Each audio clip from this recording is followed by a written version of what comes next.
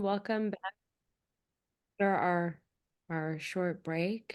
We're still in the second section of our security seminar on the securitized outside world.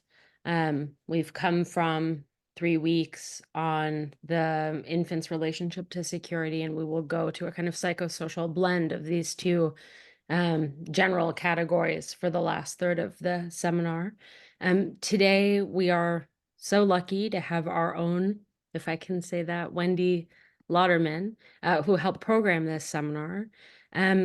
Wendy Lotterman earned their PhD in 2022 from NYU's Department of Comp Lit, where they studied with Fred Moden. They're the author of a chapbook of poetry, which is called Intense Holiday, which was printed in 2016, and a new collection of poetry just out late last year from Future Poem Press called A Reaction to Someone Coming In, which is excellent, and I will drop a link in the chat in a minute. Wendy is also an associate editor of Parapraxis magazine, on the board of the Psychosocial Foundation, and they are also currently working as a postdoctoral research fellow at the University of Oslo, which is from whence they are calling in today. And we'll get started right away, and I'll be dropping links to Wendy's work. Wendy, Thank thank you, you Hannah. so much. Thanks. It's good to be here. It has been good to be here since we started doing this, and this is the first time I'm presenting. It's been great listening to the range of speakers we've had, clinicians and academics and writers and all kinds of people. I should begin by saying that I'm not a clinician, and I'm not even really an expert in psychoanalysis, but I am trained as a reader in comparative literature, and so I'm going to be comparing these two texts, which I think productively open each other up. And I really hope, I'm not sure how long this presentation will go, but I really hope to begin a conversation about what paranoia is, how it's functioning in each of these.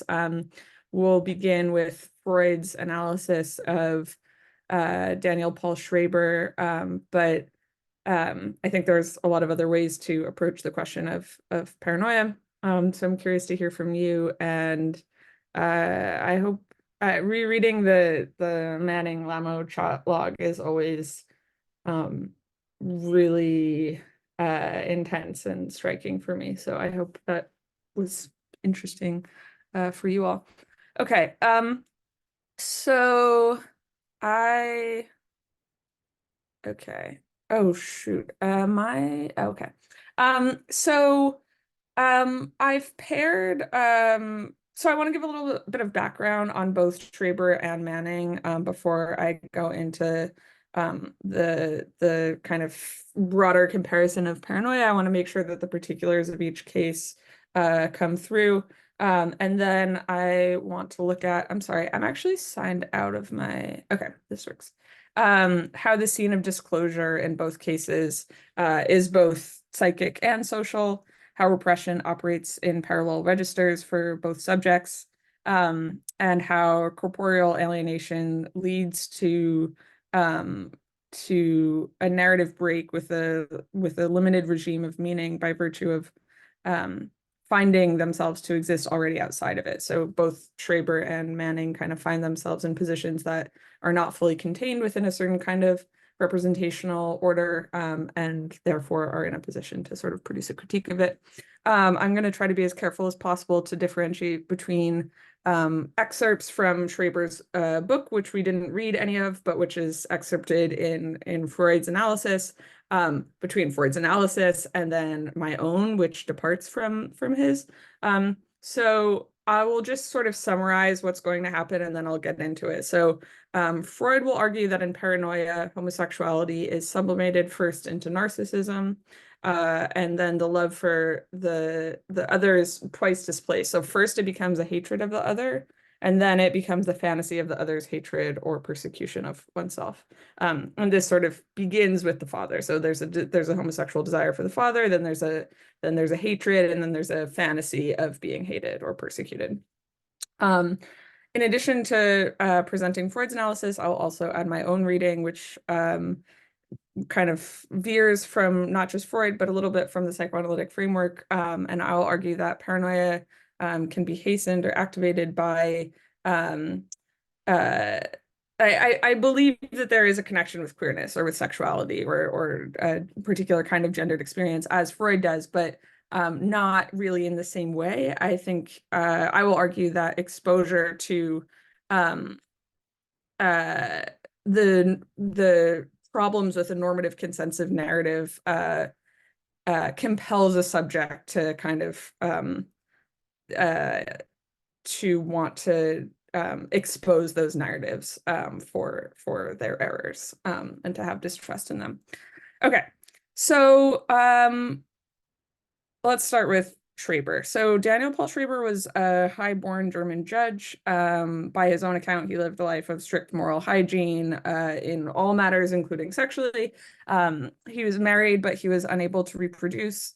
During a difficult moment of his career, he began to experience his first nervous illness, which was a kind of hypochondria. And he was placed in the care of a German psychiatrist named Dr. Flechsig. Am I pronouncing that right? I don't know. Maybe there's a standard way to say that. Okay. He was then released upon appearing to be restored to good health. And when he was released, his wife was so happy that she kept a photo of Dr. Flechsig on her desk. So he was sort of revered initially. And at that point, there was no real sign of paranoia or delusion. Several years later, he began to experience dreams in which he was having intercourse as a female, and they were very pleasurable. But then when he woke up, he was very disturbed by these dreams. He then developed insomnia as a result, and fearing that the nervous illness that he had before had returned and intensified, he was placed back in the care of Dr. Flechsig. So during this time when he was with the same doctor again, the illness intensified and changed. He suffered from pervasive, persistent thoughts that his soul was being murdered, and later that he was being progressively turned into a woman. And I think, in addition to being in an inpatient unit and kind of having his physical self subjected to the care of this doctor, he was also stripped of his legal personhood. So having been a judge, having been kind of like an administrator of the law, he then became sort of uh, below the law or without the law. In this state, Schreber not only loses control of his body to the extent that he's captive in the hospital and subjected to the study by Dr. Flechsig, but he also loses his personhood.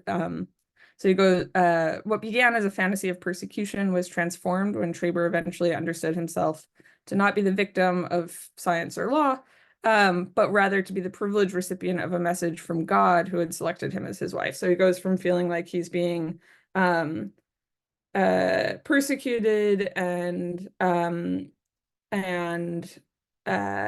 sort of stripped of his power to feeling like he is actually chosen to receive some sort of divine wisdom, which he refers to as rays. So he's getting these rays from God, which are sort of a combination of solar power, spermazoa, and divinity. So he believed that his nervous system was being invaded by voluptuousness, which was a word that he used for female nerves, female nervous system, and that upon full transformation into a woman, he and God would repopulate the planet into a new world order marked by bliss and his own femininity. So Freud, of course, reads these rays, which he's receiving from God, to be kind of libidinal investment, concretely represented and projected outwards.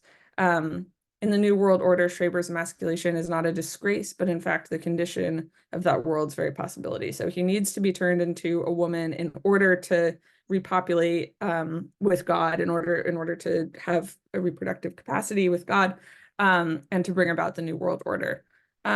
So just with these kind of few facts laid out, having read widely in fields outside of psychoanalysis, there were two kind of frameworks that appeared to me to be sort of retroactively applicable.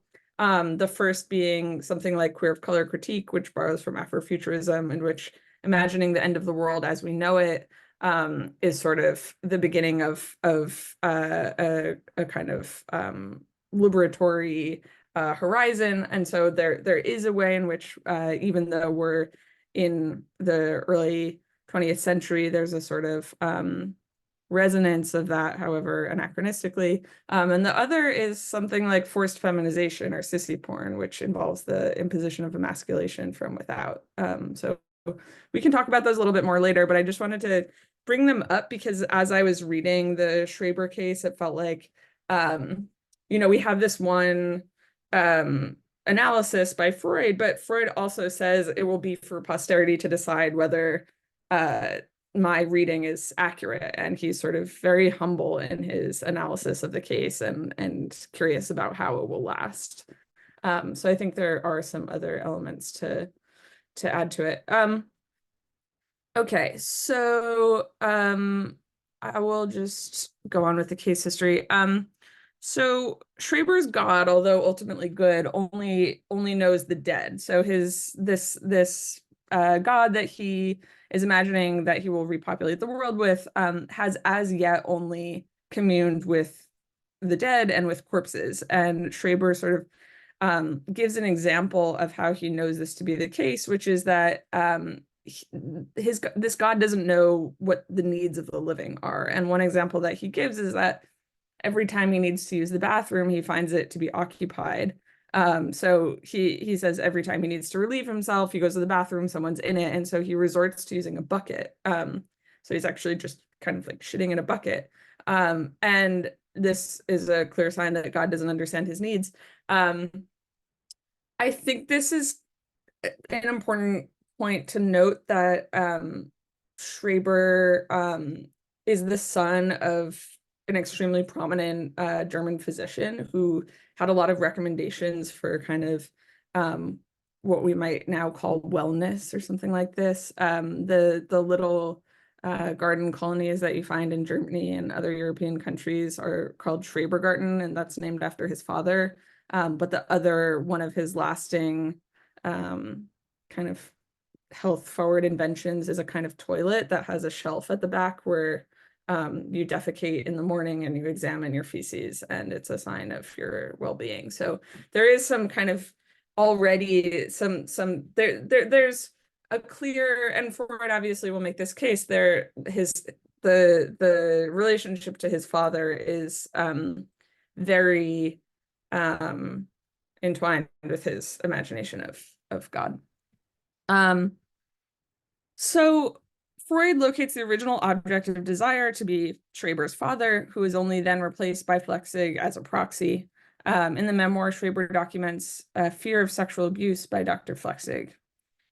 Quote, "In this way, a plot was hatched against me." This is around March or April 1894, which, following the recognition or the assumption that my nervous illness was incurable, aimed to hand me over to a certain person in such a way as to relinquish my soul to him, but to have my body transformed into a female body and as such abandoned to the person in question for the purpose of sexual abuse. So basically, the idea is that first, the Flechsig sort of becomes the God figure. So first he is deeply feared. First he's desired, then he's feared, then or then he's hated, and then he's feared. So Schreber goes on to explain that he feels that his soul is being murdered.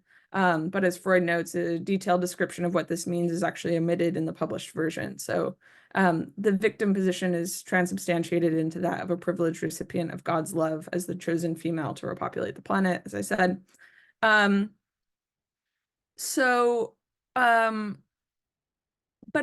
one thing that I want to note is that even though this world is quite difficult to understand and kind of disorganized, but Freud makes an enormous attempt to kind of organize it and describe it as faithfully as possible. But Schreber also begins his memoir by saying that it's not this new world is not meant to be comprehensible to humans, because it exists in a language that is not that's outside the sort of symbolic order or capacity for humans to recognize. So he writes, this is the beginning of Schreber's memoir. I shall try to give an at least partly comprehensible exposition of supernatural matters, knowledge of which has been revealed to me for almost 6 years. I cannot, of course, count upon being fully understood because things are dealt with which cannot be expressed in human language. They exceed human understanding. Nor can I maintain that everything is irrefutably certain, even for me. Much remains only presumption and probability. After all, I too am only a human being and therefore limited by the confines of human understanding. But one thing I am certain of, namely that I have come infinitely closer to the truth than human beings who have not received divine revelation. So he's sort of trying to describe an experience of something that he believes to be as yet not communicable from the position of one who has not received this divine revelation. So we could hear Schreber as invoking a kind of alien language that he's experienced a kind of supernatural order that can't be explained. Or we could read it, as I would maybe prefer to, as a call for a new kind of grammar in the vein of someone like Hortense Spillers, who argues something like, that the grammar of American kinship is not sufficient to recognize and understand certain kinds of social subjects, for example, being the figure of the Black maternal. But I think in a way, Schreber is likewise describing a kind of fantasy of forced feminization that at that point didn't really have a language to be expressed. And so I'm kind of tempted to say that we might be more equipped now to read him than his contemporaries were then. But I also think it's important to respect his disclaimer that that language itself might not be sufficient to communicate what he experienced. Okay, so now I will get into the way that Freud describes the paranoid mechanism using Schreber as his example. So Freud says we have to locate the peculiar character of paranoia in the fact that the reaction used to fend off homosexual wishful fantasy is precisely a persecution delusion. So for Freud, paranoia is necessarily linked to homosexuality and therefore narcissism. The mechanism of symptom formation in paranoia demands that feeling as inner perception should be replaced by a perception from without. So the proposition, indeed, I hate him, is transformed by projection into he hates me, which will entitle me to hate him back. The driving unconscious feeling thus appears to be the consequence of an external perception. So indeed, I don't love him, I hate him because he persecutes me. So that becomes the explanation for what was an intolerable feeling of desire for, say, the father, which becomes Flechsig, which becomes God. So an internal perception is suppressed, and by way of its substitute, its content having undergone a degree of distortion is consciously registered as an external perception.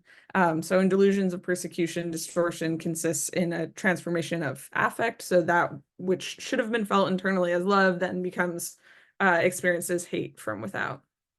Freud was clear that Schreber felt his new world to be discontinuous with the old one.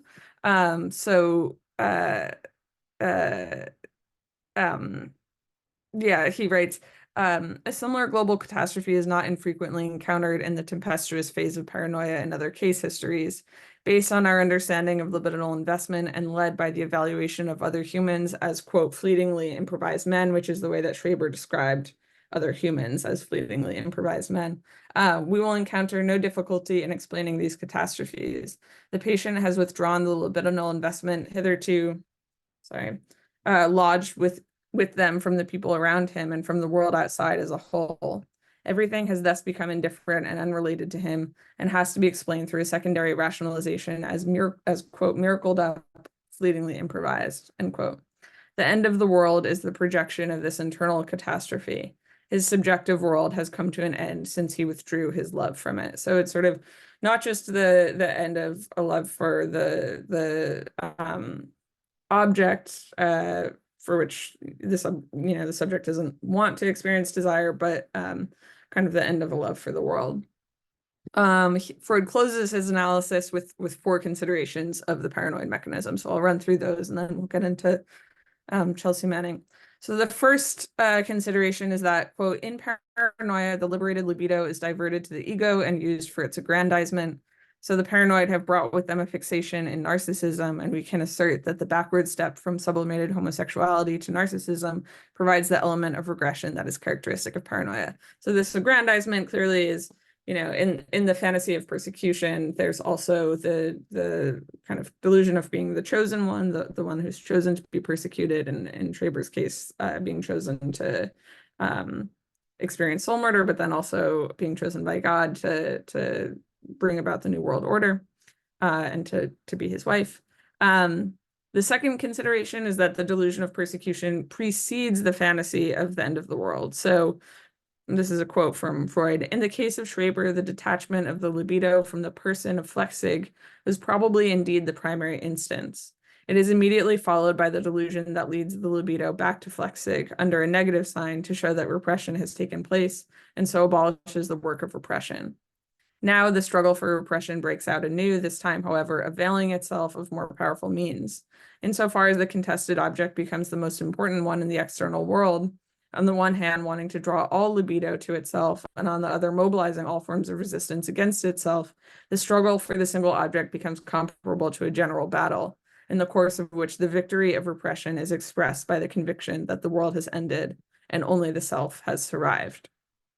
I think that sort of explains itself in his imagination of the victory over his repression being precisely the end of the world as he knows it, and the dawn of a new world order in which he is fully feminized and has reproduced with God.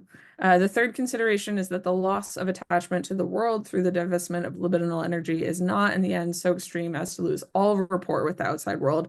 And by this, he basically means that this is one of the ways. The fourth consideration is basically that paranoia is a distinct clinical category, which is not the same as schizophrenia, or what he calls in this paper dementia precox. And one of the examples of that is the fact that Schreber maintains a really lucid understanding of other systems of meaning making in addition to his fantasy of this new world order. So he remains extremely sharp and aware of the law and of the outside world, and he's even able to distinguish his fantasy of Flechsig from the doctor himself. So he has a sense of the distinction between these fantasies and some sort of real world. Okay. So I'm gonna now just kind of lay out the not case history, but the details of Chelsea Manning and the conditions of the leaking of this trout log. And then, I have some thoughts on how they compare, but I'm also very curious to hear from others, especially, whether the Freud analysis continues to make sense. Okay, so Chelsea Manning grew up in a small evangelical town in Oklahoma. As a little boy, she was teased for being effeminate, spent a lot of time alone.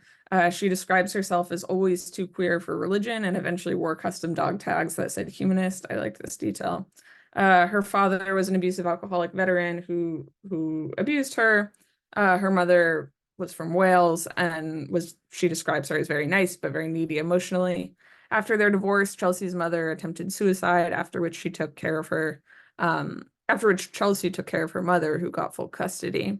The two of them moved back to Wales. She remained there for 4 years until her mother suffered a stroke and then returns to the US in 2005. In 2006, she was unhoused and sort of itinerant, moving around the US, and then enlisted in the army in 2007 during the height of the Iraq War. which she cites as a reason why the background check kind of didn't pull out these things that could have flagged her as not fit for duty.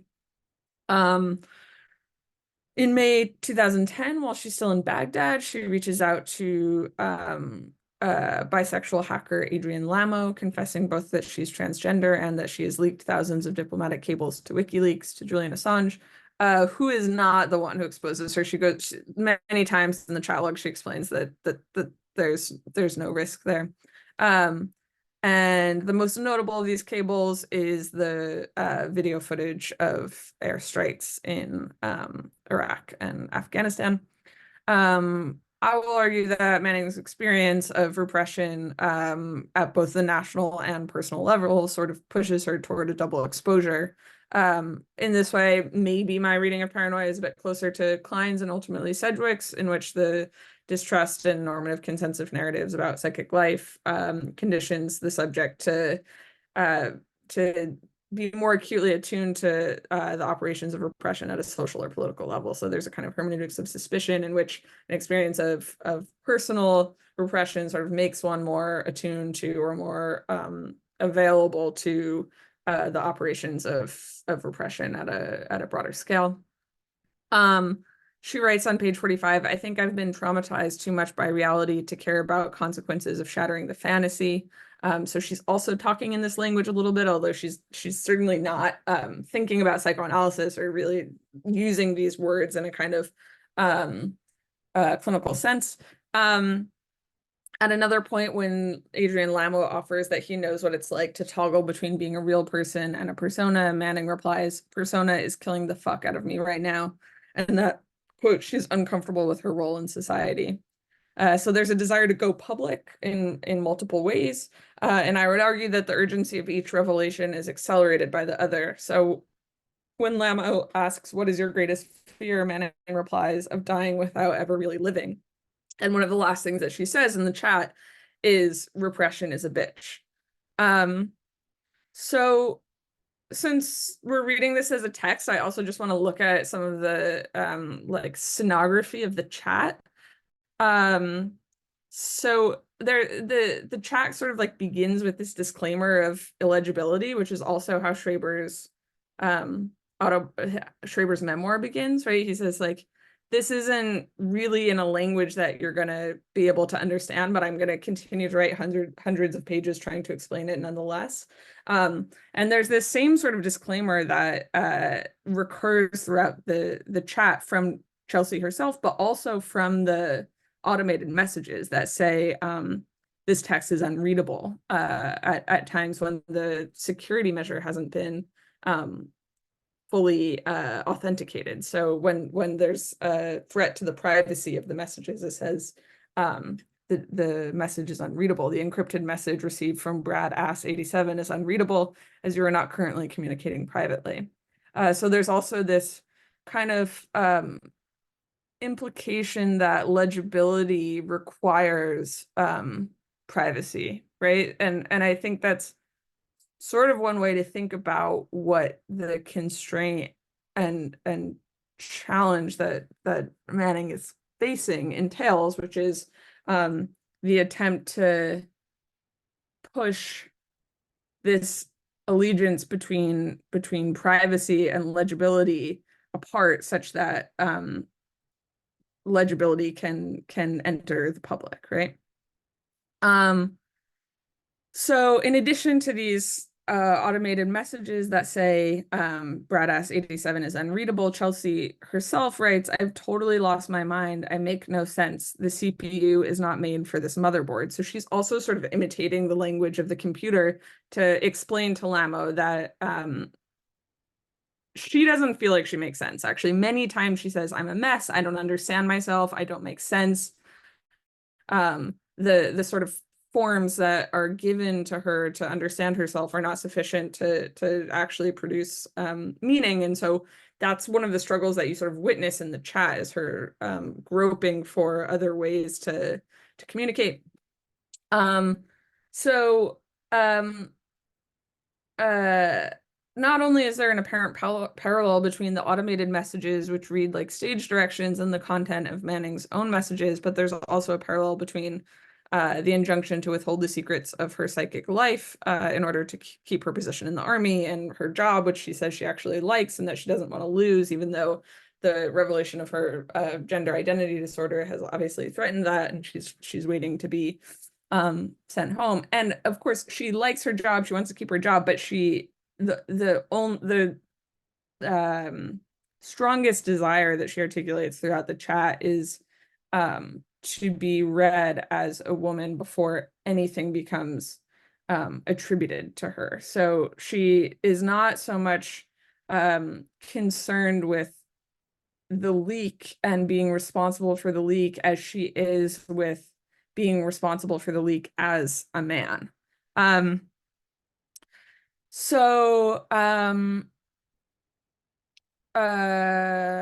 She begins the chat by naming her desire for a kind of legibility that is impossible within the context of her base in Baghdad. She writes, "I'm kind of coming out of a cocoon. It's going to take some time, but hopefully I won't be a ghost anymore." She refers to herself as a ghost throughout the chat many, many times, which again is, one way of talking about the inability to be recognized or seen. And then she writes, "Living such an opaque life has forced me to never take transparency, openness, and honesty for granted." So I'm just going to read a couple passages and then we can talk about them together. So on page 10, she writes, I'm very isolated at the moment, lost all of my emotional support channels. I'm in the desert with a bunch of hyper-masculine, trigger-happy, ignorant rednecks as neighbors, and the only safe place I seem to have is this satellite internet connection. And I already got myself into minor trouble revealing my uncertainty over my gender identity, which is causing me to lose this job and putting me in an awkward limbo. I wish it were as simple as, hey, go transition, but I need to get paperwork sorted, financial stuff sorted, legal stuff, and I'm still deployed, so I have to redeploy back to the US and be out processed. I could be hanging out here in limbo as a super intelligent, awkwardly effeminate supply guy for up to 2 months. At the very least, I managed to keep my security clearance. She describes herself as fairly open but careful. And at one point goes through her efforts to be kind of unsearchable online and clean up her traces. Lamo says it'd be rude to deep search you, and she responds, "It's something I'm used to. I barely exist because I anticipate interest, gathering as many documents as possible, re my career, trying to control the narrative." But again, it's, I think, important to note that she's not, she doesn't so much desire to be invisible or barely exist online as much as she desires to be differently legible or differently searchable, and doesn't have the means to enact that yet. She doesn't have the means to transition.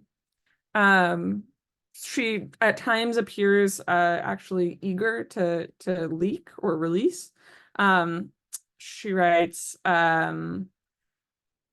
am I coming off too quick? I've closed myself off for a while, so I thought I'd reach out to someone who would possibly understand. And at times when Lamo's automatic message comes that I'm away from the computer, she continues to sort of pour out information. I think it's important also to note that she mentions being aware of Lamo's bi part. Lamo has been in a relationship with a trans woman before and is also sort of publicly out. And I think that provides a higher likelihood of some sort of provisional recognition. After briefly explaining her history and desire to transition, Manning almost immediately begins teasing the possibility of a leak. She writes, hypothetical question. If you had free reign over classified networks for long periods of time, say 8 to 9 months, and you saw incredible things, awful things, things that belonged in the public domain and not on some server stored in a dark room in Washington, D.C., what would you do? Things that would have an impact on 6.7 billion people, say a database of 500,000 events during the Iraq War from 2004 to 2009 with reports, date time groups, latitude and longitude locations, casualty figures. or 260,000 State Department cables from embassies and consulates all over the world, explaining how the first world exploits the third in detail from an internal perspective. Let's just say someone I know intimately well has been penetrating US classified networks, mining data like the ones described, and been transferring that data from the classified networks over the air gap onto a commercial network computer, et cetera, et cetera. If it's a country and it's recognized by the US as a country, it's got dirt on it. So uh she's I mean, Labo says a few times that he's not going to that she can talk to him as either a priest or a journalist, and he's not necessarily going to go to print with this stuff, but she doesn't really need that much assurance from him. She's really wanting to say all this stuff. It comes out almost in a deluge. And again, in addition to this risk of being identified with the leak as someone that she doesn't feel she is, I think the other greatest fear that she expresses is that this information would be leaked and nothing would happen, that nothing would change, and that people wouldn't have the same reaction that she's had. And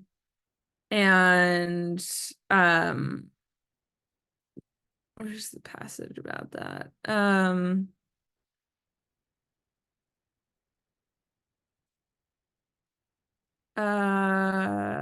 We can find that later, but in any case, she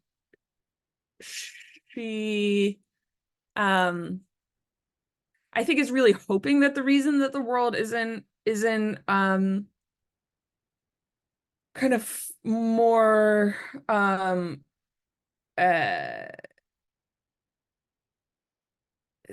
actively involved in protests against US military activity abroad is because they don't have the information. And so there's actually a real desire for the reason for that kind of complacency to be because that information doesn't exist. So I think there's also a fear that once this information is leaked, that nothing would change, and then it would be revealed that the kind of indifference didn't have to do with a lack of information, but just, you know, a kind of lack of care. So let's see, a few more things. So she writes, it's important that it gets out. I feel for some bizarre reason it might actually change something. I just don't wish to be a part of it, at least not now. I'm not ready. I wouldn't mind going to prison for the rest of my life or being executed so much if it wasn't for the possibility of having pictures of me plastered all over the world press as a boy.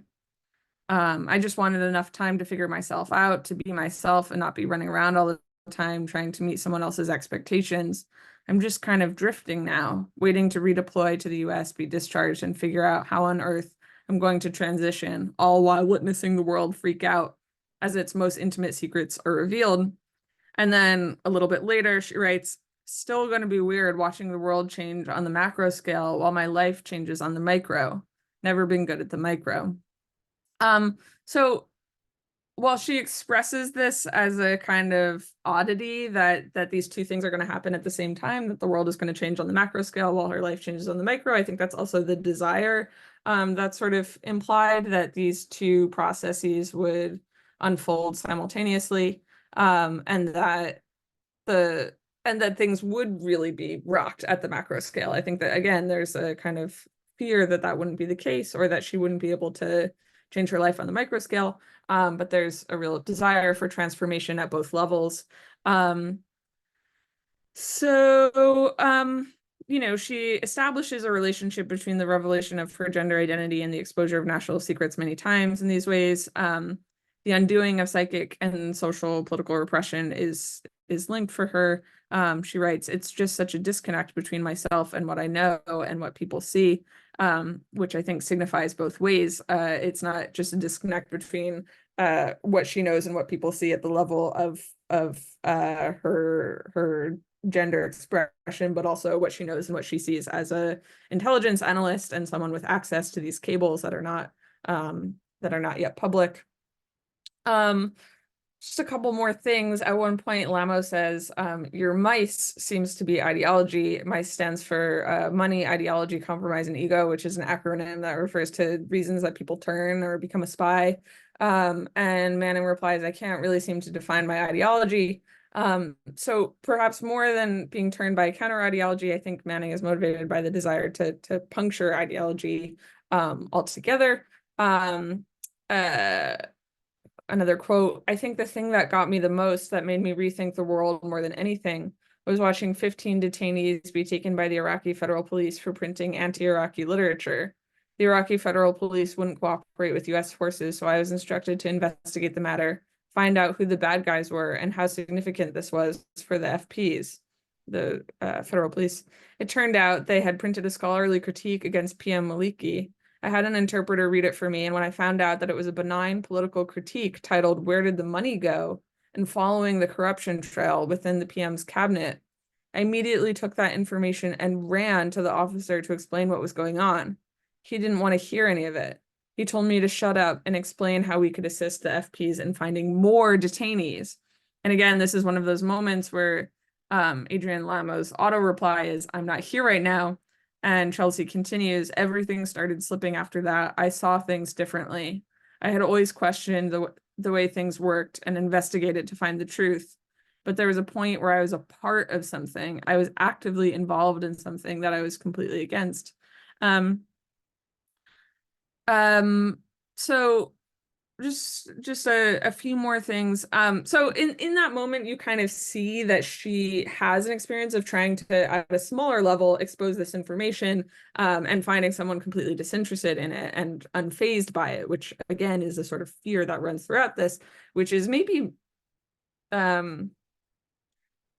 well, we'll get into paranoia, but by her own accounts, Manning is and is not paranoid. She describes herself as, quote, too paranoid to date someone else in the military, but not so paranoid about leaking information to the public that it would inhibit the exfiltration of the cables. As she mentions many times, her greatest fear is that she might be identified with the leak as a man, or as she has it, dying without living.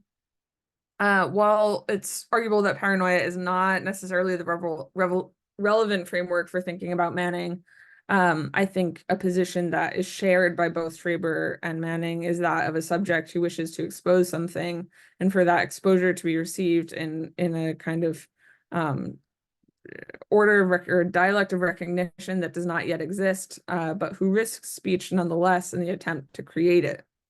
Schreber and Manning share the sense that there's something deeply wrong in the world and wish to enact a shift or a transformation, whether that's a totally new world order, as it is for Schreber, or simply the availability of national secrets to the public, which I do think that Manning hopes will bring about a new world order. Not only is this attunement to discord born of the intimate experience of being fundamentally unrecognizable or unaddressable within the current world, but I believe that the validity of their critique and the reason that we should maybe listen to them is also given by the condition of their exclusion from a symbolic order in which they have no lasting stake, or as Manning says many times, she has nothing left to lose.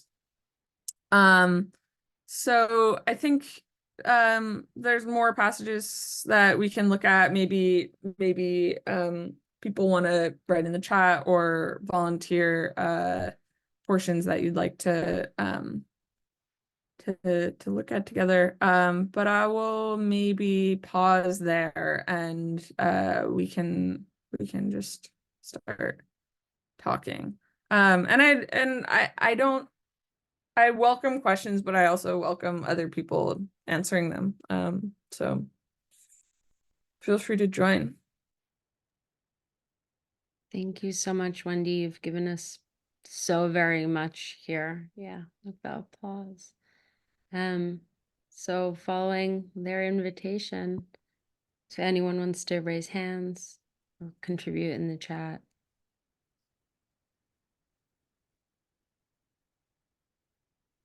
We can also give everyone a second.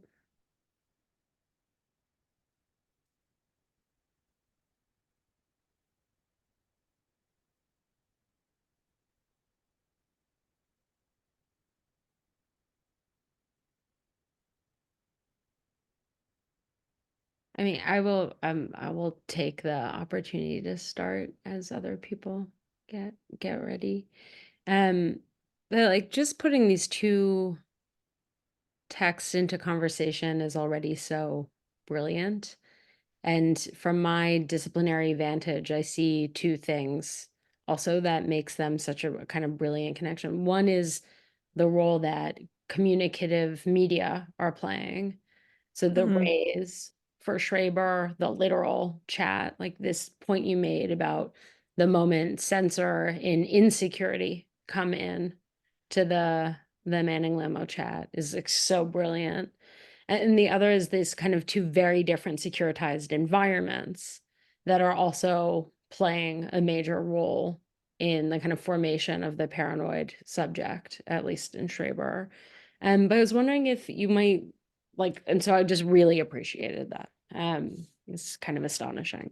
But I was also wondering if you just like might come to a pull out to slightly like higher level, just in terms of vantage, and think about the relationship between how you see securitization working. I mean, which is everywhere in both of these two texts and two lived realities, right? These are both. I like the, well, it's not a case, but right in Chelsea Manning and the Lamo chat, um, and securitization and paranoia, and how you see, right, because that was your bent, um, and so I was wondering if you might sort of want to play with the relationship between the two, especially thinking about, the Kleinian version of paranoia. I'll also say that Patricia has another kind of level question, which is, do you know if Manning has a take on Freud or psychoanalytic theory for her own experience, if she's ever said so? I actually haven't read readme.txt, although probably should have in preparation for this and will. But I don't know. I mean, it's clear that she um is uh in some form of treatment, even at the time of the chat. She talks about talking to a therapist, but I don't know if she has a reading of psychoanalysis or Freud in particular. Um, as for the kind of securitized world or the framework of security, um, it's hard to say in the, I mean, my sense of um my sense is that they both feel constrained by some sort of, well, in one sense their bodies are both constrained, right? So Chelsea Manning talks a lot about how she's unable to get the kind of medical attention that she wants. She's unable to transition from the base that she's at in Baghdad, but also Schreber is institutionalized. So they're not really like in control of their bodies and are sort of in a highly securitized settings in that way. But I think there's also, I guess, um, sort of depends what definition of security we're working with, and I'm not sure it's the same in each case, but I think that for Schreber, there's um kind of a distrust in certain narratives about morality and wellness and just normative frameworks of health and well-being, whether it's the law or science. So his dad being this extremely prominent kind of uh, expert and inventor of ways of life that are supposed to, bring about a healthy subject, and also being a judge and kind of seeming to maybe have some suspicion about the um, limits of these frameworks in terms of their concession to norms. Um, I'm not sure exactly how that squares with security, but I think in both cases they're sort of suspicious of notions of security and maybe intent upon disrupting them to the extent that neither one feels actually secure. Um, and maybe that they wish for that to sort of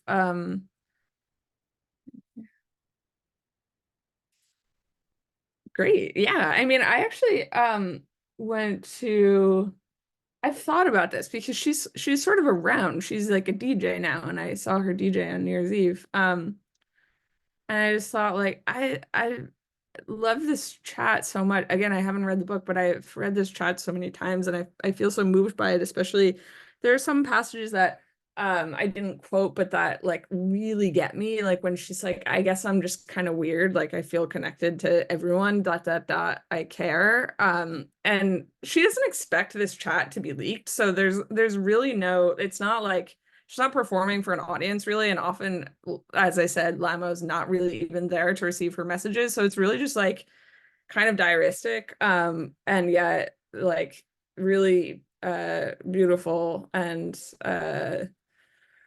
expressive.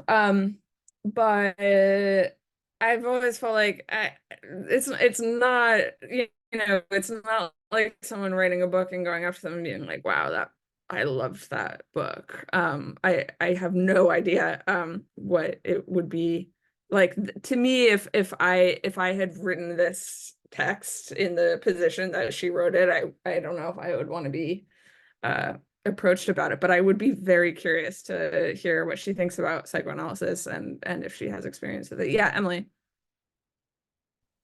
Hi, Wendy. This is so fantastic. And I wanted to follow up and ask you a question about like the question of grammar or like the attempt to produce a new grammar, or these questions of legibility that you're talking about. There was Yeah. something that really struck me in the Freud. I think it's on page 55 of the version you gave us.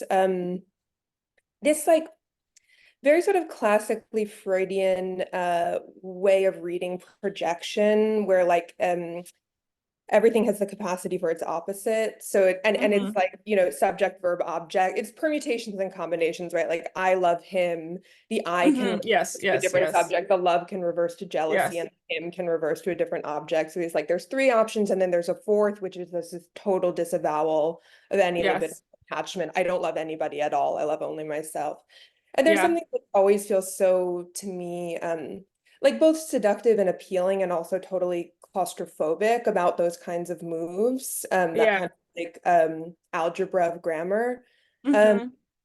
and I was thinking about that, and then the idea that like the description of delusion as an attempted cure, like that there's projection, but then delusion operates like sort of differently, and that the delusion, the sort of hallucinatory delusion, is the attempt to produce a cure, even though it appears as a Right. symptom.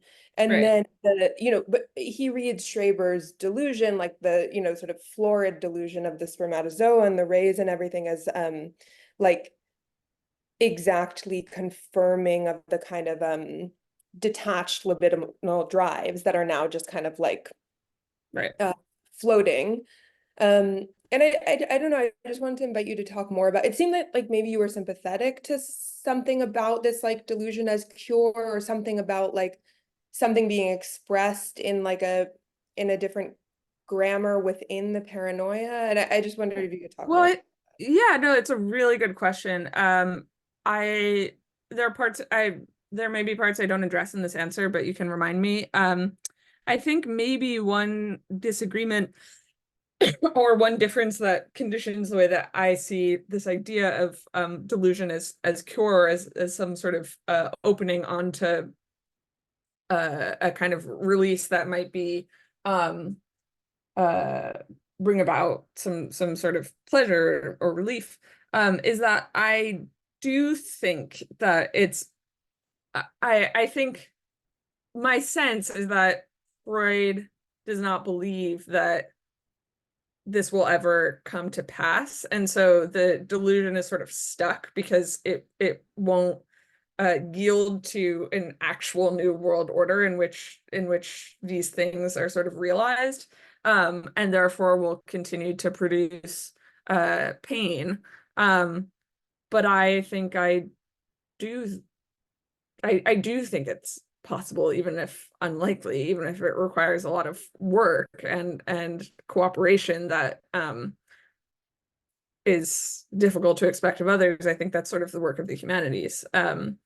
And so to the extent that the cure or the treatment takes place in his model between an analyst and a patient, I don't think that model of cure or relief can actually happen, because it's fundamentally social or like happens at a broader scale. Whereas I do think that meaning can be or I do think new kinds of social grammars can open up and accommodate different kinds of signification and different kinds of subjects that are otherwise fated to pain in the current state of things, I guess. So maybe it just owes to a different kind of belief in the possibility of a new world order or something like that. I don't know. Not that I am not like so optimistic about this, but I think I just think that the world into which Schreber released his book is pretty different from the one that we're in like 100 years later even. So there's something there, and I think there's some good I think there are a lot of interesting new texts on Schreber that I'm not familiar with all of them, but there's a collection called Laws of Transgression that was edited by Peter Goodrich and I think Karin Trustedt or something like that. And there's some interesting essays that get at this a bit. Okay, yeah, maybe Catherine, and then we can go into the chat. But also, yeah, please feel free to direct questions to or for other people to jump in and answer what I maybe can't. And we have a number of questions in the chat. Maybe I could read to you. Sure, yeah. One from Air. Wendy, thank you. This is all very beautiful and about the incredible not separate I care passage you just quoted. Air is sick right now, and so they would want to try and say something about not separateness as a celebratory term for parts of what sometimes can get called paranoia. And they would love for you to help them think about this along with transness. I guess something about how security exists to enforce separateness.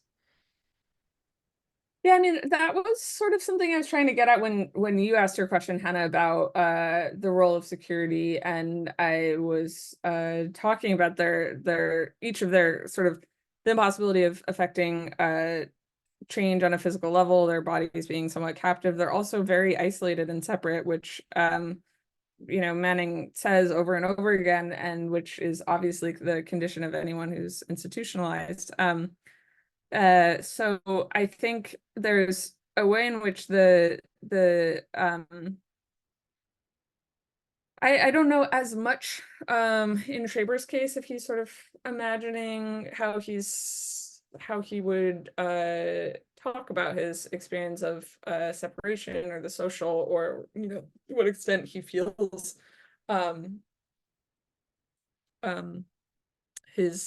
his experience of feminization to participate in something larger. But I do think it's really important that Chelsea keeps saying that she doesn't feel separate, but that she feels isolated. I think it's like really productive of the struggle that she's experiencing. And so I think it's like it's not one that asks for us to imagine a solution or a treatment or a cure at the level of the individual. I think it's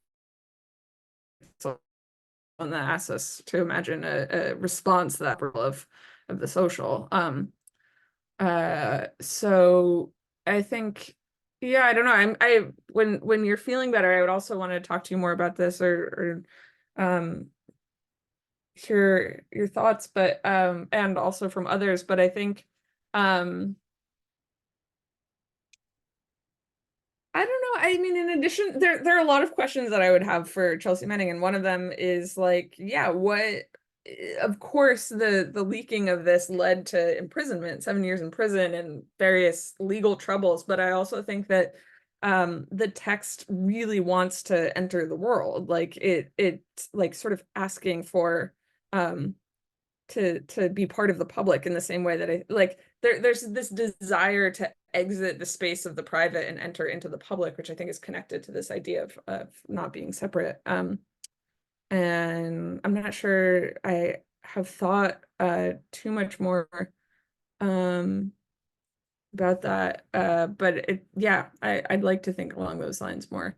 Just trying to catch up with um the chat. The sissy porn thing. Okay, I'm curious about the sissy porn thing with Schreber, which Andrew Longtree writes about is porn about what happens when you watch the porn. That is, the porn itself forces the viewer to become feminized. Manning is doing something similar, no, trying to force the viewer, the world, to become radicalized. I guess I'm not sure if I have a tangible question, but I'm curious about what Schreber and Manning's positionality in relation to the sissification process means. Yeah, that's really interesting. I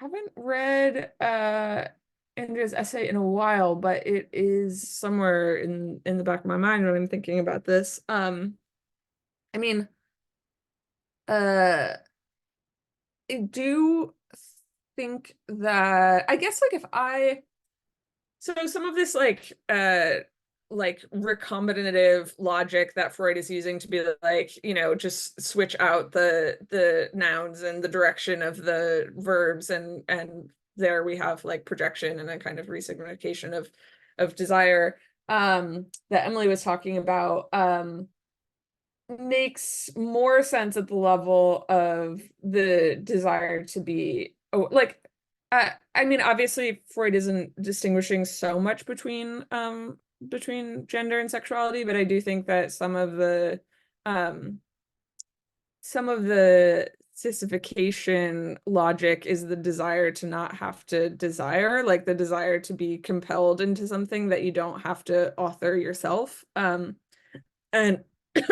to be forced into something that you want but you don't want to have to want. And I guess the only way that I would think right now to connect that to the Manning situation is that I think she wants to leak something without having been the one who leaked it, but I think that's so connected to the fact that she doesn't want to author it as such in her current state. But there's like sort of a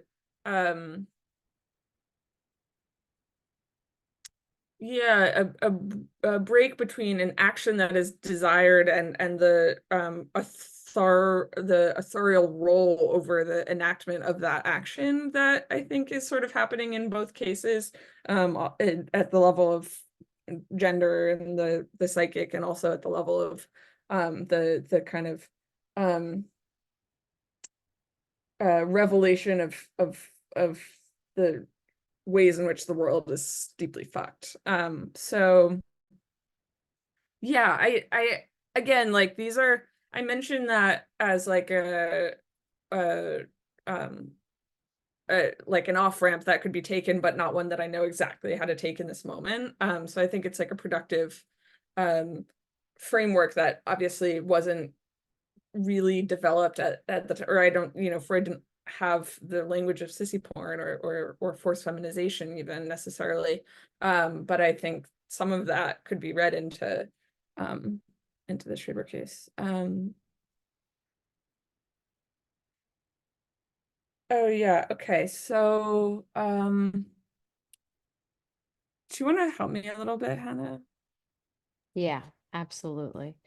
So if the question after, and the part of this is just something that's evolving in the chat. But do you want to think about public and private paranoid jealousy from Ariel. Would Mhm. that be a good place to go? So Ariel writes, Yeah. and also Ariel, if you would like to voice your own question, just say so. But I'm definitely interested in the difference between the drunk man's paranoid jealousy routed through existing in public space Mhm. and women's paranoid jealousy, which is not. And there's something about, Mhm. it's sissification that feels like a very specific Mhm. relationship between public and private. Yeah. Like a facilitated constitution in private space to sometimes be ready to emerge into some kind of public. And then otherwise, Yeah, I was thinking about that too. Also, yeah, just the use of like public house for bar like brought it all up too, that the men are sort of like going out to transfer their jealousies to or their desire and jealousy and to scramble it up all in the public house. But I think it's a very provocative question. I'm not sure um yeah, I'm curious, Ariel, I don't know if you're in a place where you can speak out loud, but I'm curious what you think about it or what others are thinking. I'm saying I guess how do I want to put this? Um, I'm like very interested, sort of like in maybe like the sort of like I don't know, like domestic fantasy like that Mm-hmm. exists in sissification porn of like existing in private with someone that Mm-hmm. like cares about you in some capacity, Mm-hmm. right? That's not like in these like really bound limited ways, right? And like there's the erotic edge, but there's also I think also this kind of like very ordinary thing. And there's a way in which like that desire is the desire for this, kind of horrible like social reproductive violence of Mm-hmm. gender, right? That Mm-hmm. like Andrea Dworkin writes a lot about as sort of being this like constitutive thing that ruins the relationship between mothers and daughters, which is this Mm-hmm. kind of like horrible violent love that exists in the private space. And I Right. think like there's something interesting about like having this fantasy of like having this moment of retreat where you can, you're not ready for the public now. You're going to become imperceptible with an ally Mm-hmm. who's Mm-hmm. going to help you so you can like Mm-hmm. re-enter the public space in a Yeah. way that's acceptable again. Mm-hmm. And I'm saying there's like an interesting way in which like what are the parallels between that and like what someone might want out of like a therapeutic relationship, Mm-hmm. right? This idea that like you got to like work through and have assistance to like fashion your public self in private. So I think there's like this like That's really true. You mean in the chat log, it's functioning that way. and in the chat log Yeah. it's functioning that way. Yeah. Yeah. Yeah, that's really true. And in that way, I guess she has made herself a bit of a case. Because it is like we're a little bit in the like private space of the yeah, there's some sort of like preparation that's happening. Again, like I think that's really interesting. And I don't know how much I have to add, but yeah, the goal of pairing these texts and bringing them to the seminar was to see what it like brought up for people. So and I am I do think that connects as well to this question about the like um being isolated but not separate. Um yeah. I don't know if anyone has anything they want to add on that matter, but I think it's really interesting, Ariel. Um,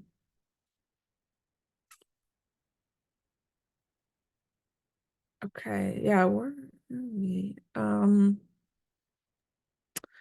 Okay, how about here? I'm wondering how to weave in Chelsea's position as part of an occupying army and her being an agent of imperial violence at the same time that she's having this revelation or realization that the world order she's part of perhaps does not care about the injustices it produces. She's hoping and fantasizing that exposure will make things change, but there is also some sort of redemption of an idealized self here, and a tying of the idea that the self that is enacting / participating in this occupation and violence is not her real self. A double rejection of sorts of the world as it is in the male. Yeah. I think that's true. There's like a molting that's happening, or it's like, yeah, I don't want to author this leak as a man, or like, as um yeah, as Bradley Manning, but also I don't want to have I don't want to any I want a sort of like discontinuous existence with the person who was part of this. Like there's a desire to sort of like expose and maybe terminate a certain kind of life and existence. And I don't know, to what extent that is like a fantasy of redemption.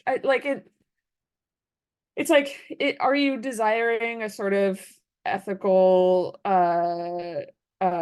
stature that you don't deserve, or are you just like honestly trying to disidentify with violences that you're acknowledging you were a part of? It's like I don't know if there's like a grab for something that can't honestly be asked for, or if it is you know if we'd be better off for people to sort of like think of this sort of termination of a certain kind of uh I don't know. I mean, it is interesting, I think, although there's a lot of parts of the Freud that I think don't map onto the Manning, this idea of like a withdrawal from the world, not just from us the desired object that causes some sort of pain because of its impossibility, but also a withdrawal from the world. That part does come up in the Manning, like this disidentification with the like a whole world order, a whole project that she has felt herself to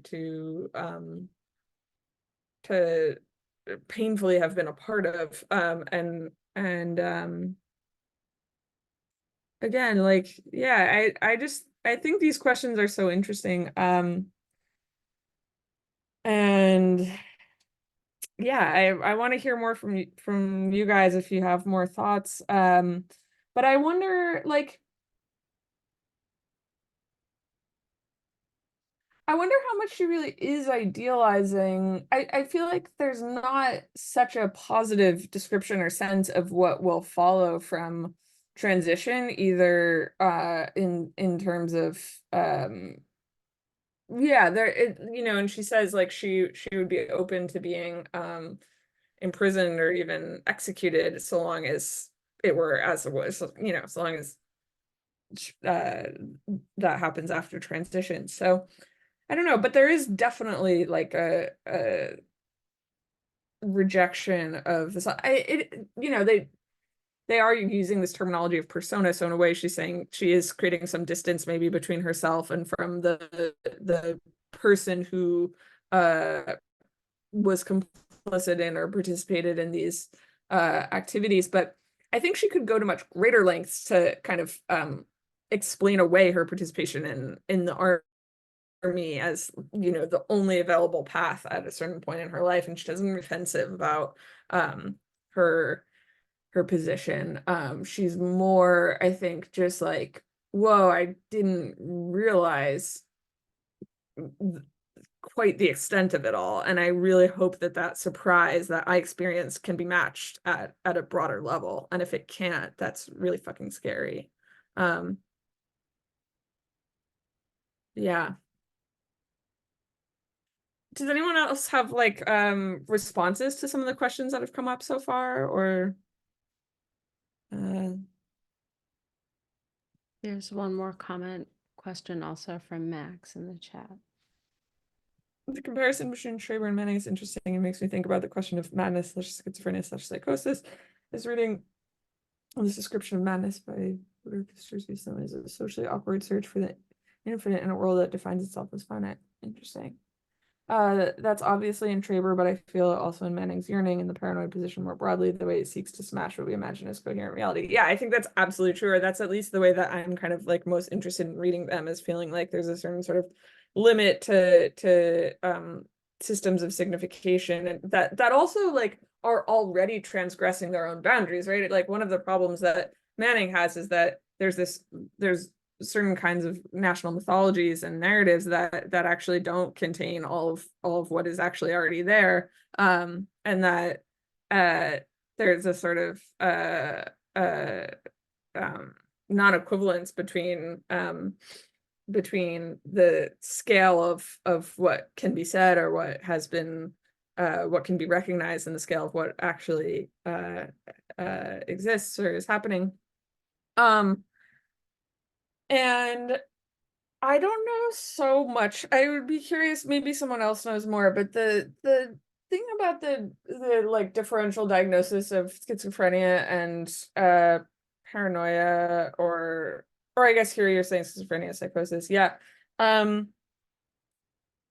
Yeah, I also like this madness as the socially awkward search for the infinite, because there like so many times Manning describes herself as socially awkward, which is like, yeah, it is, I guess, socially awkward to like refuse some sort of like consensus narrative that exists in the social space that you're occupying, and she is really, yeah,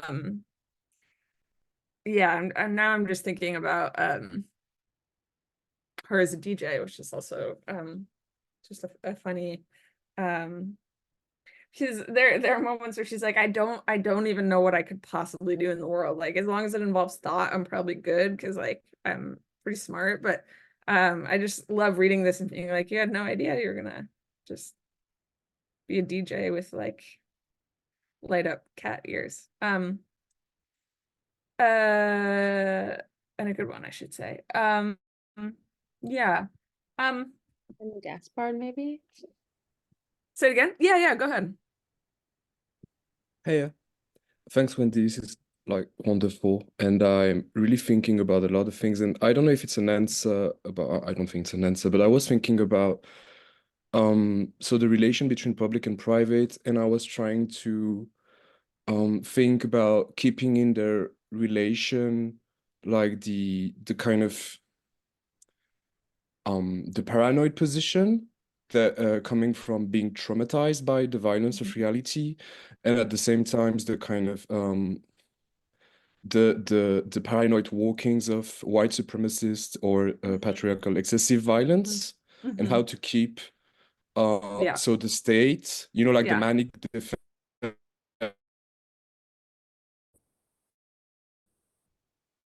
Interesting. I mean, I'm Yeah. thinking about that too. I guess the term that hasn't come in yet is like conspiracy, or just, you know, this sense that there's some sort of like order of meaning that conspires to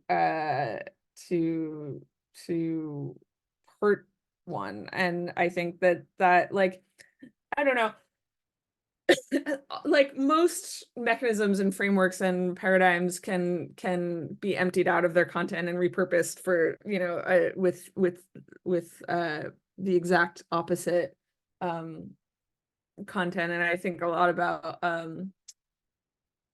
yeah, so I think like in one sense, like this sort of distrust is productive, like as in the case of Chelsea, you know, we see how this is like, there's a real desire to, and many times she's like, I could have sold this information, I could have done other things with it. Lamo's even like, why aren't you like doing more with this? And she's like, I truly don't care, just want it to be public, like people should just have the information, like I want them to react, but also like the main point is just that it's available. But I think, you know, it's like something like Backy versus UC whatever, like using affirmative action to get into med school as a white guy. Like you can, like, obviously the same sort of like distrust can be and I'm not sure this is exactly what you're getting at, but I'm just kind of following from this provocation about like white supremacy and other kinds of relationships to conspiracy and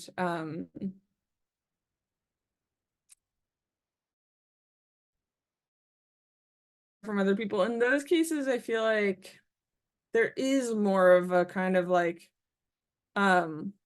sublimated desire that's turned into hatred. Like I'm almost more tempted to read like Freud into that sort of relationship to conspiracy than I am into the Manning one, which I think is like a relationship to desire that isn't sublimated. Like I think she actually has like a quite like a lucid relationship to desire that she just realizes like doesn't really have a place yet. Whereas I think in these examples of um of a certain kind of like conspiracy born of hatred or sort of like loss of a certain kind of centrality, there is more of a like sublimated desire turned into hatred or something like that. But I don't know if that really captures what you're getting at, but it's a really interesting question. Again, the question about the public and private, I feel like that is sort of like where we're at also in this stage in the seminar, moving between like the like securitized inside world into the outside world, and so like navigating this like psychic and social threshold. And yeah, I don't know. I don't have so much more to add, but I like the comment and the question. Do you have more to say or? Yeah, maybe briefly. You asked me, right? Yeah. Yeah. I was thinking, I don't know. No, I mean, maybe I was thinking that there's a kind of real paranoid position and an imaginary one, in the sense that there's like really like a real threat that makes one being paranoid, and there's also like the culture of privacy of security regimes, which also like create a kind of imaginary threat. And yeah, that's all. That was. I don't know if that Right, makes yeah, sense which actually, has to but do with like, yeah, the fantasy of risk, I guess. And in what ways that is conjured to legitimize measures to prevent against it or protect against it. And yeah, another thing I was thinking about in both of these cases is like the individual's relationship to risk. And maybe that goes back to Hannah's original question about the relationship to security and the way, you know, Manning repeatedly says that I think she really doesn't feel like security offers her any, or like she has any security. She keeps saying she has nothing to lose. Yeah, Sarah. Hey, yeah, this has been really, really generative and exciting. And I feel, yeah, I think risk is interesting. I like reading the Freud is so fascinating because there's some really beautiful parts that like, you know, that struck me as just kind of very sympathetic and melancholic and sad. But like also all this like, you know, basically saying that like there's a narcissistic fixation at the center of every like homosexual, right? Like it's awful.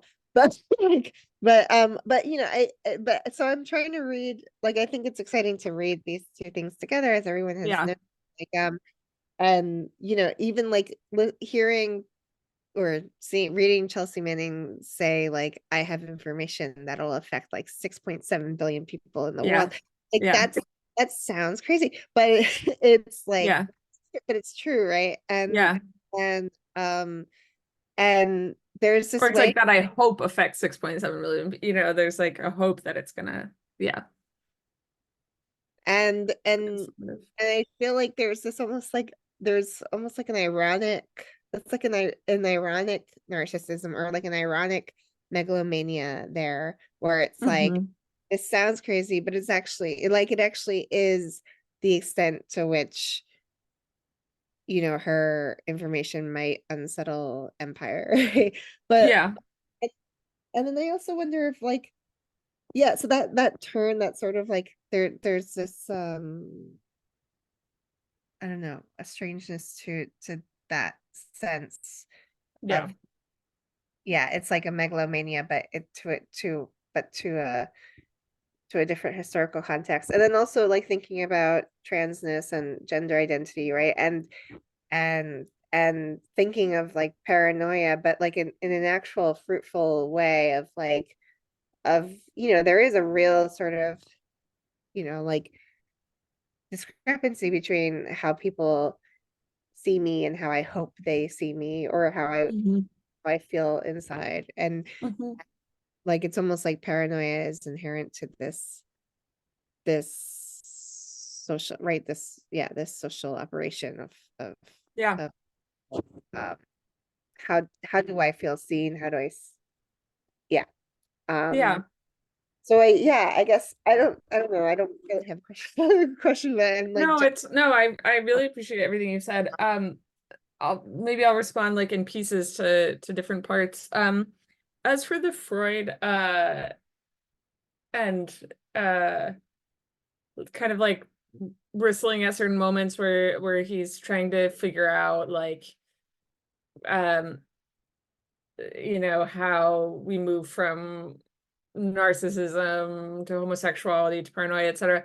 He's really like as as far as I can tell, and I'm not like I don't know exactly how to place this text within Freud's canon, but it seems like he at this point really doesn't feel that he's like figured out the drives yet, and so he's like trying to get there, and maybe hoping that like, well, he also is acknowledging like first of all, I'm working with a text, like this is mediated. I'm not working with the patient here. I'm working with a text. I'm working with a text that's been censored before it's been published. And I'm also like really trying to figure out this other thing as I'm reading this text. Like I'm trying to come up with a thorough explanation of the drives, which does not yet exist, which in its non-existence makes it impossible for me to read this subject, because I think he kind of feels like so he's like, I need this theory of the drives in order to read this case, but also I can't have the theory of the drives unless I keep reading more cases that help me understand the theory of the drives. So there's like an incompletion that's like that he's wrestling with. And the one thing that I'll say in his defense is that like he acknowledges how provisional his reading of Schreber is, and like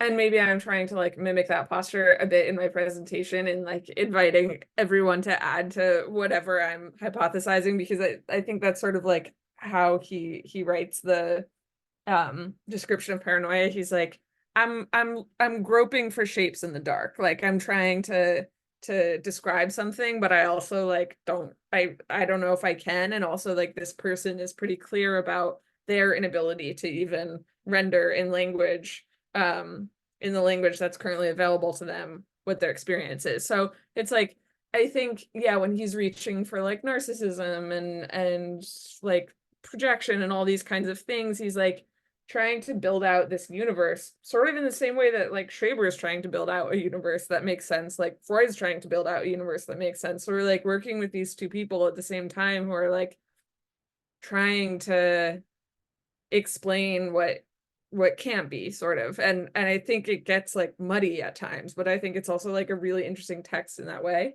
And then with the Manning, yeah, I think like this sort of complicated megalomania of like, I'm going to reveal this thing that's going to change the entire world comes back again to like this question of like, is it megalomania if you don't see yourself as a separate person or something? You know, like it comes back to this thing that Era brought up of like, I don't think I'm really like separate. Well, it's interesting because she's like, I don't think I'm separate from anyone, but I'm different from everyone. So it's like, I think there's also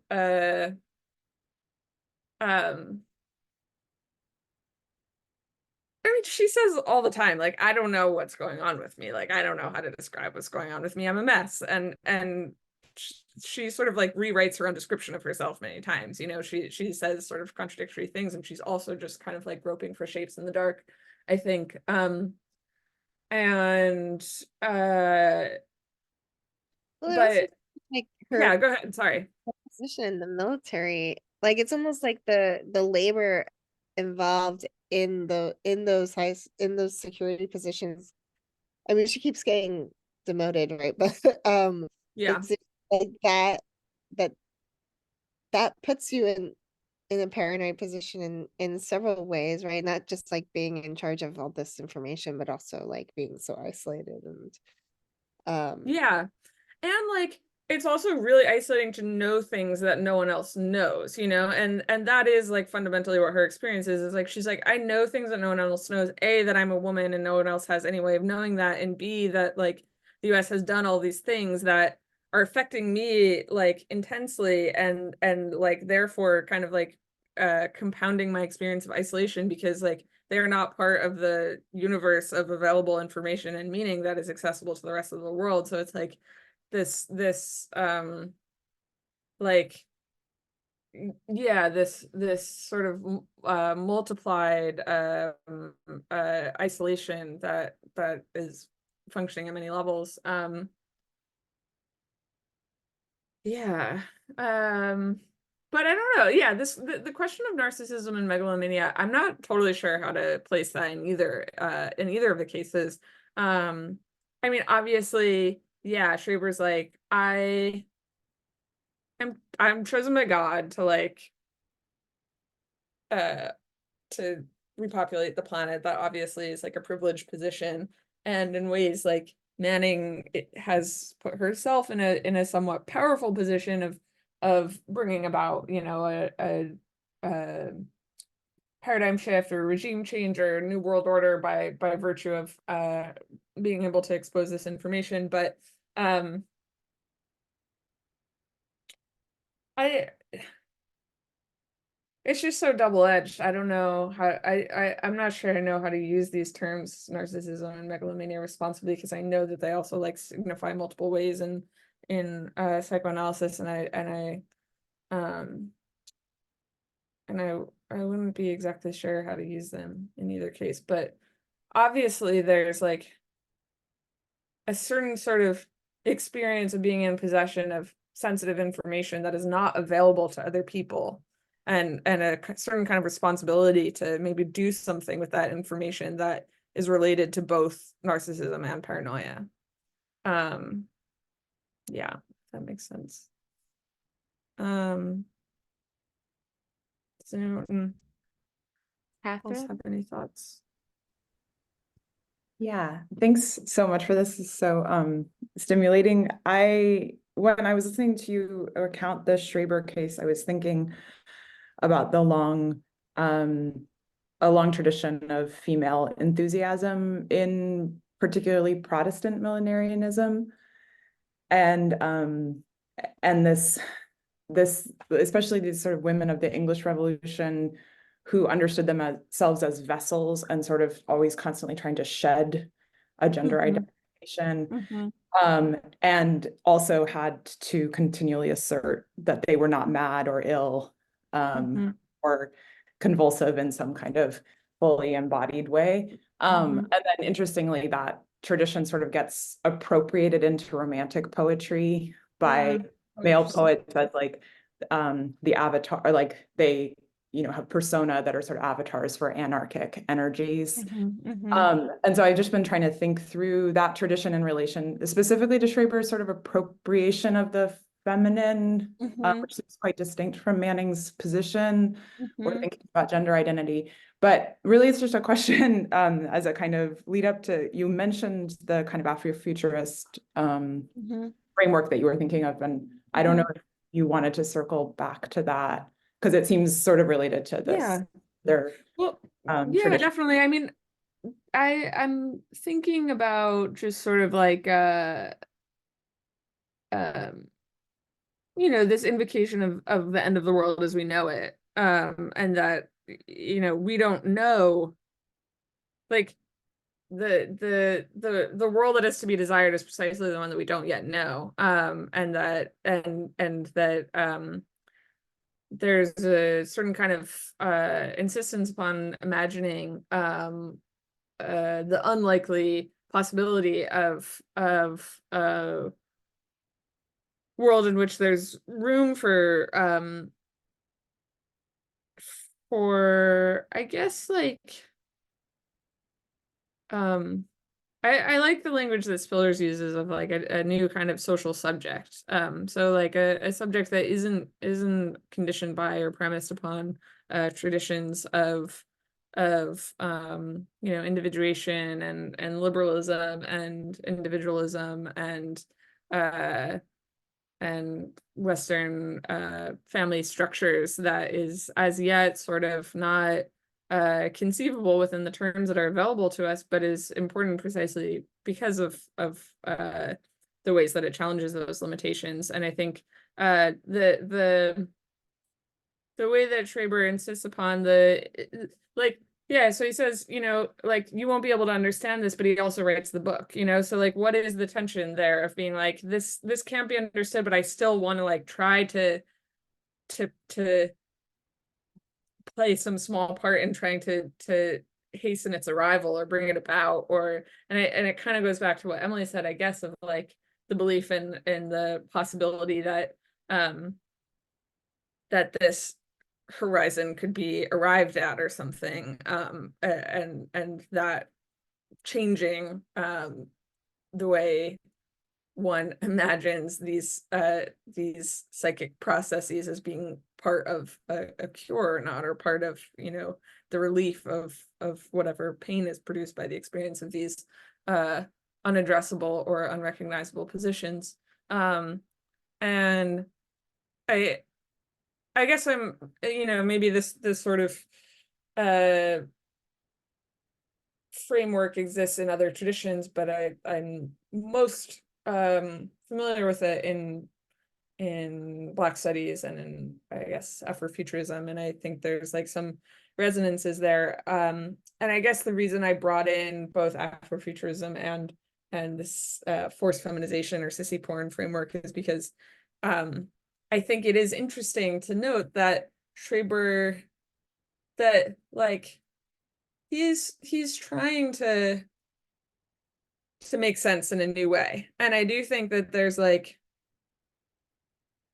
apparatuses for getting closer to whatever kind of sense he's trying to make that have come much later after he wrote the text originally. And so, maybe we are working toward I don't know, building out some room for some new kind of social subject or whatever it might be. But I'm interested in the history that you're referring to, and I don't know much about it, but it is very interesting. And I also wonder, like, to what extent one is sort of like divested from the self a bit when one occupies this role that's a little bit like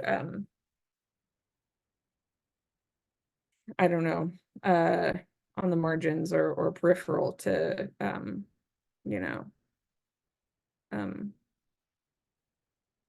to the normative subject or the subject of power or something like that.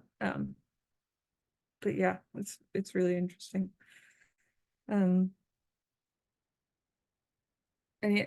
anyone else have questions? Or maybe someone wants to explain something that I haven't been able to.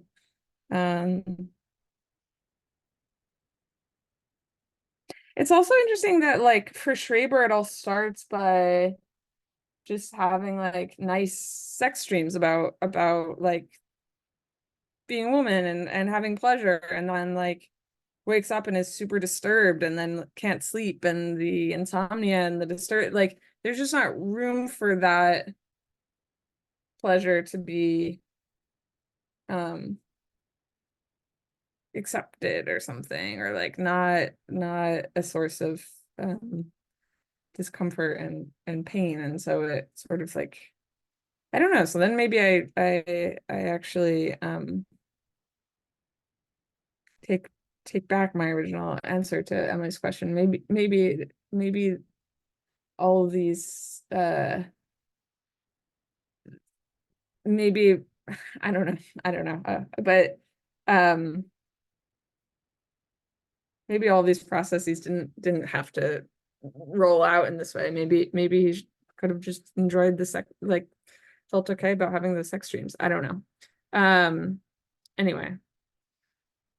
Does anyone else have questions? But there's also something I wanted to think about in and I don't know, again, I don't quite know enough to think about it, but like the idea of the leak and the like porousness, and also like the Schreber issue with the feces. Like there's a lot of language of like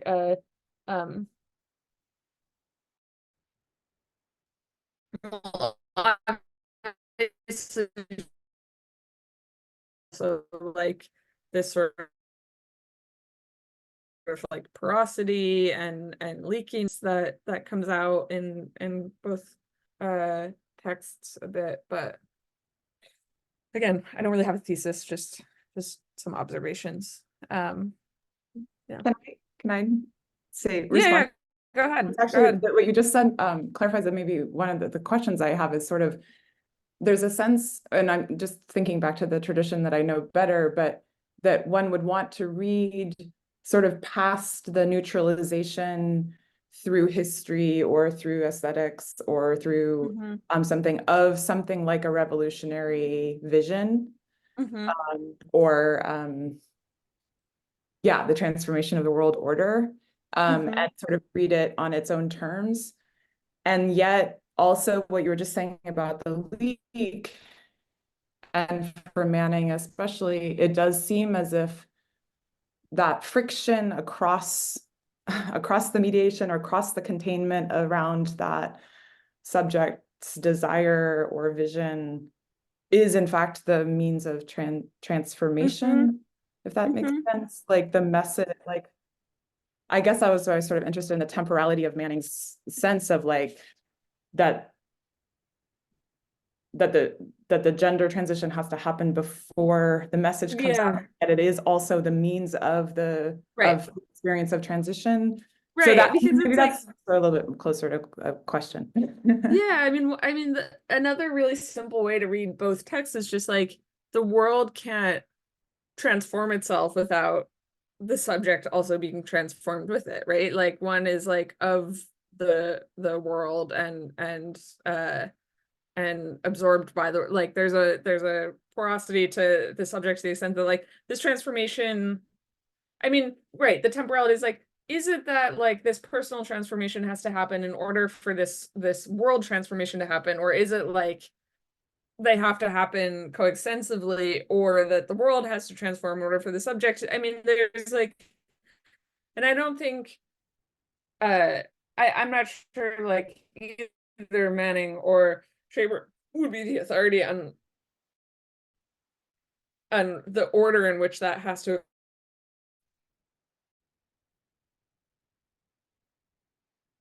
happen concurrent. There's some sort of concurrence, or there's some sort of impossibility of the one without the other. Yeah, Emily.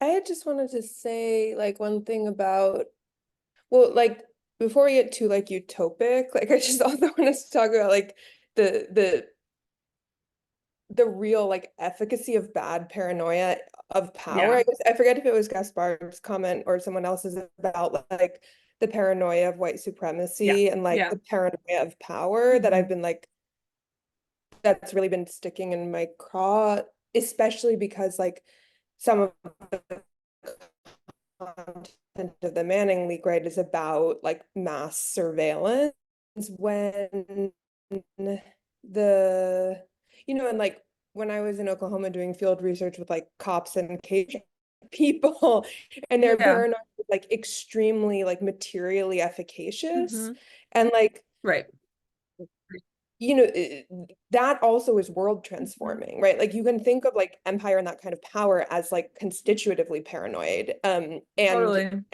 And then it produces like, yeah, knockdown effects of like, then we are all being surveilled, you know, whatever, Right, and right, the kind of right. personality that that produces. And I was just thinking back to like your comment at the beginning of Schreber, like being an agent of the law first and then being subject to the law. And then the comment in the chat about like Manning's relation as like being of the army. Yeah, there's something in relation to like the real, Yeah. I think there's like a desire to read a counter hegemonic vision in the paranoid. But I think we do also have to take like immensely seriously paranoia as a mode of power also that Yes. has material consequences.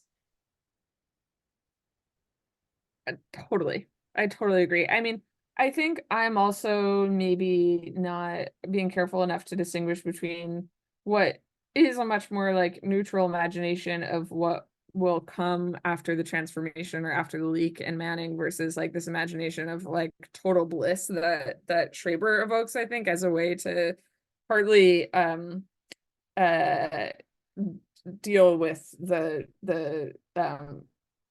you know, experience of crisis in the present or something. Like I think Schreber has much more of a positively coded imagination of what's to follow from this transformation, um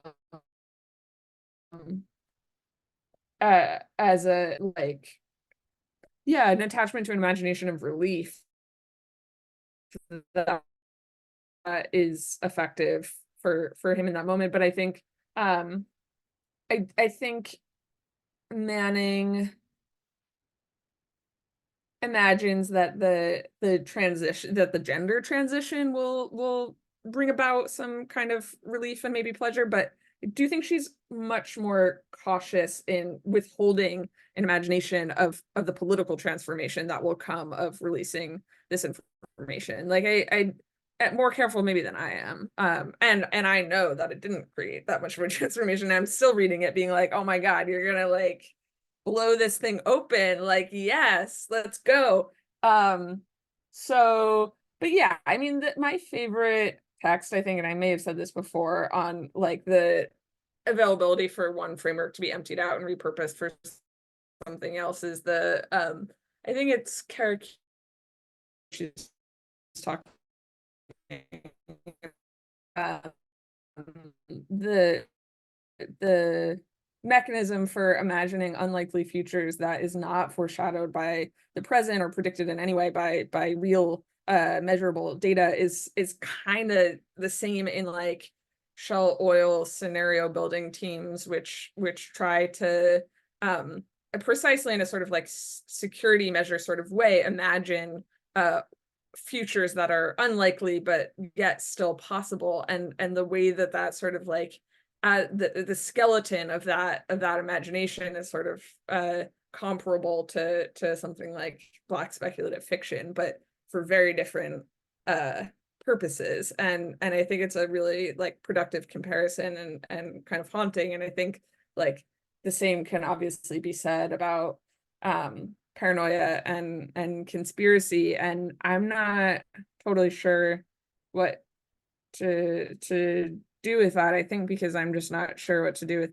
the problem of frameworks and paradigms being like infinitely repurposable in any context. But it's something I think about a lot. And I think, yeah, I like I'm maybe more of a reparative reader myself. So I'm like, yeah, reading the chat lag being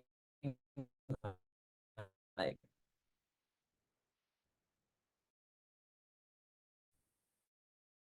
years later, knowing that, yeah, not much has changed.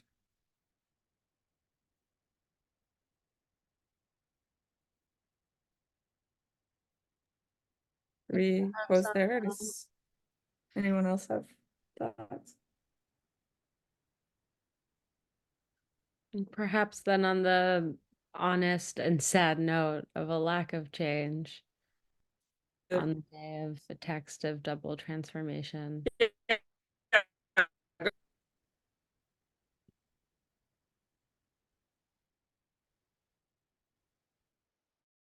Sorry, my internet is not super stable. Uh-oh, wait, are you breaking up, Hannah, or is my internet unstable? Can't tell. I think you're breaking up, Hannah. I think it's me. Will you close us out when? It's you, yeah. Yeah, but I think you were wanting to say something specific, but I don't know. Okay, well, I'll just close this out. Thank you so much for coming. It's been really, really nice to hear everyone's thoughts. And we'll be resuming next week with, I think Zoe is going to present.